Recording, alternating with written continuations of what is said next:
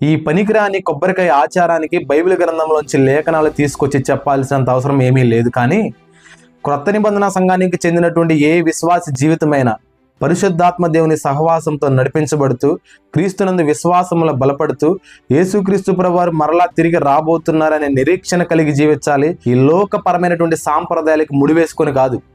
కొబ్బరికాయ కొట్టిన తర్వాత కొబ్బరికాయలు పుచ్చు వస్తేనేమో అవిశ్వాసంలోకి వెళ్ళిపోవటమా, కొబ్బరికాయ కొట్టిన తర్వాత కొబ్బరికాయలు పువ్వు వస్తే విశ్వాసంలోనికి వెళ్ళిపోవటమా? ఒక సంఘంలో ఉన్నటువంటి వ్యక్తి యొక్క జీవితం అనేది కేవలం క్రీస్తుతో, పరిశుద్ధాత్మ దేవునితో, బైబిల్తో ముడిపడి ఉండాలి. కానీ ఈ లోకపరమైన ఆచారాలతో, సాంప్రదాయాలతో కాదు. సాధారణంగా కొబ్బరికాయ కొట్టే వాళ్ళు ఏమని మొక్కుకుంటారు? నాకు ఇంట్లో ఆడపిల్ల వద్దు, మగపిల్లడు కావాలి, మగపిల్లడు పుడితే నేను కొబ్బరికాయ కొడతానని మొక్కుంటారు. నా ఇంట్లో ఆర్థికపరమైన ఇబ్బందులు ఉన్నాయి, ఇబ్బందులు పోతే నేను కొబ్బరికాయ కొడతానని మొక్కుంటారు. నాకు నా ఇంట్లో వల్ల గొడవలు ఉన్నాయి, గొడవలు సర్దుమణికి పోతే నేను కొబ్బరికాయ కొడతానని మొక్కుంటారు. సాధారణంగా ఈ విషయాల మీద వారు కొబ్బరికాయ కొట్టాలని అనుకుంటారు.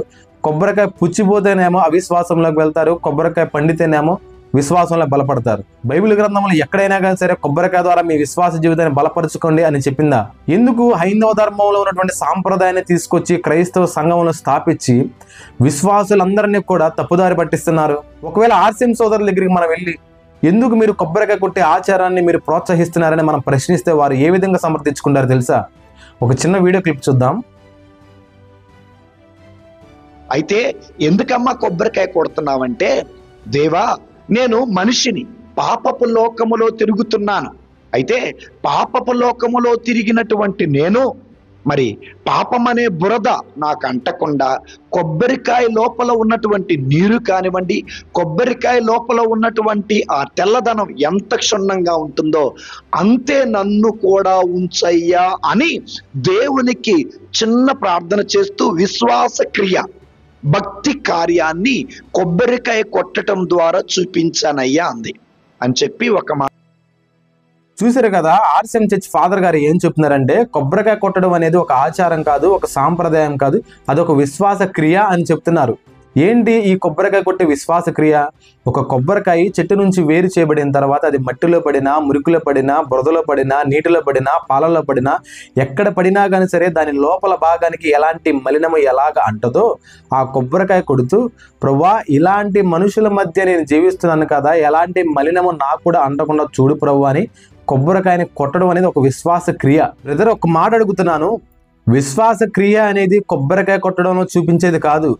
మీరు కొబ్బరికాయ కొట్టినప్పుడు పుచ్చిపోతే మీ విశ్వాసం అనేది అవిశ్వాసంగా మారిపోతుంది. విశ్వాస క్రియ అనేది ఆత్మీయ జీవితంలో వచ్చేటువంటి పోరాటాల మీద చూపించాలి, ఆత్మీయ జీవితంలో వచ్చేటువంటి ఒడిదుడుకుల మీద విశ్వాస క్రియను చూపించాలి, కానీ ఒక కొబ్బరికాయ మీద కాదు. మరికొంతమంది ఆర్సిఎం చర్చ్ ఫాదర్లు ఏం చెప్తారు? పాత నిబంధన గ్రంథం ప్రారంభ దశలో మనం గమనించినట్లయితే కయ్యేను, హేబేలు దేవుని యొద్దకు వారి యొక్క అర్పణను తీసుకొచ్చినట్లుగా మనం గమనిస్తాం. క్రొత్త నిబంధన ప్రారంభ దశలో మనం గమనించినట్లయితే జ్ఞానులు యేసుక్రీస్తు ప్రభువారి యొద్దకు బంగారం, సాంబ్రాణి, బోలాన్ని తీసుకొచ్చినట్లుగా మనం గమనిస్తాం. పాత నిబంధన గ్రంథంలో ఉన్నటువంటి కయ్యేను, హేబేలు వారికి కలిగినటువంటి దానిని దేవుని యొద్దకు తీసుకొచ్చారు. క్రొత్త నిబంధనలో ఉన్నటువంటి జ్ఞానులు వారికి కలిగినటువంటి విలువైన దానిని తీసుకొచ్చారు. బైబిల్ గ్రంథంలోనే ఉంది కదా, దేవుని యొద్దకు వచ్చేటప్పుడు ఏదో ఒకటి తీసుకొని రావాలని. వీరు కొబ్బరికాయని తీసుకొస్తున్నారు, వారికి కలిగింది కొబ్బరికాయ మాత్రమే సమర్థించుకుంటున్నారు. బ్రదర్, ఒక మాట మీకు చెప్తున్నాను, నేను నా ప్రశ్నకి మీరు సమాధానం చెప్తారని చెప్పేసి నేను ఆశిస్తున్నాను. నా ప్రశ్న ఏంటంటే, పాత నిబంధన గ్రంథంలో ఉన్నటువంటి కయ్యేను, హేబేలు యొక్క స్టోరీస్ని మీరు కోట్ చేశారు కదా. కయ్యేను ఏ ఉద్దేశంతో తీసుకొచ్చాడు, ఏ ఆలోచనతో తీసుకొచ్చాడు, ఈ విషయాన్ని పక్కన పెడదాం. కానీ హేబేలు మాత్రం శ్రేష్టమైన దానిని, మొదటి దానిని ప్రథమ ఫలంగా భావించి దీనిని దేవునికి అర్పించాలి అని ఒక మంచి ఆలోచనతో, మంచి ఉద్దేశంతో తీసుకొచ్చాడు. సో కయ్యేను, హేబేలు విషయంలో కూడా దేవుడు వారు దేవుని యొద్దకు అర్పణ తీసుకొచ్చినప్పుడు వారు ఎలాంటి ఆలోచన కలిగి ఉన్నారు, ఎలాంటి నడిపింపు కలిగి ఉన్నారు, ఎలాంటి ఉద్దేశం కలిగి ఉన్నారని దేవుడు చూచాడు. అందుకే ఒకరి అర్పణ సమర్పించబడలేదు, ఒకరి అర్పణ సమర్పించబడింది.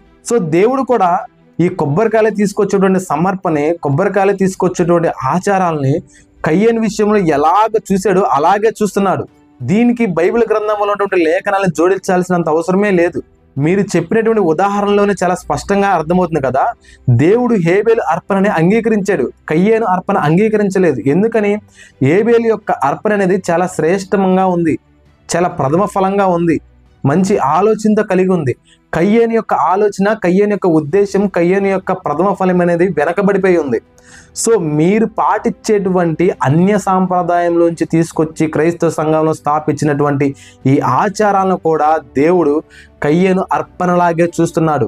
క్రైస్తవ విశ్వాస జీవితం అనేది ఎప్పుడు కూడా క్రీస్తుతో, పరిశుద్ధాత్మ దేవునితో నిరీక్షణ, విశ్వాసం కలిగి ఆత్మీయ జీవితంలో బలపడాలి, కానీ లోకపరమైనటువంటి సాంప్రదాయాలతో, ఆచారాలతో కాదు.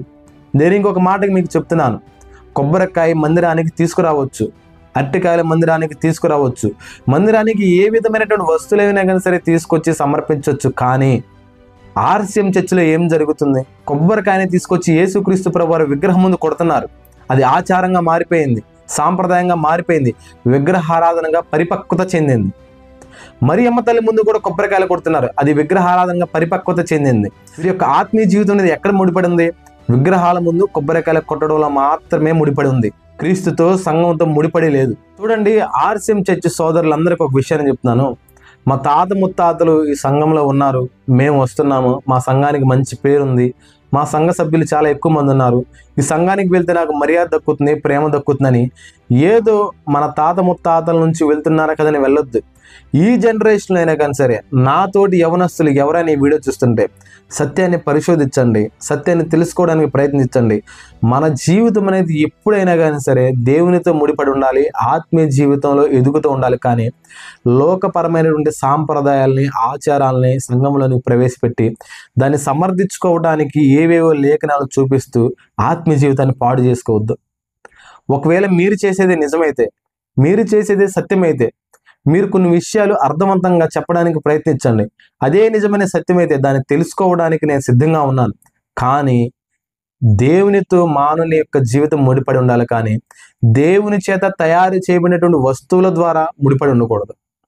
Praise lord, this is Jayaprakash and welcome to kingdom of God.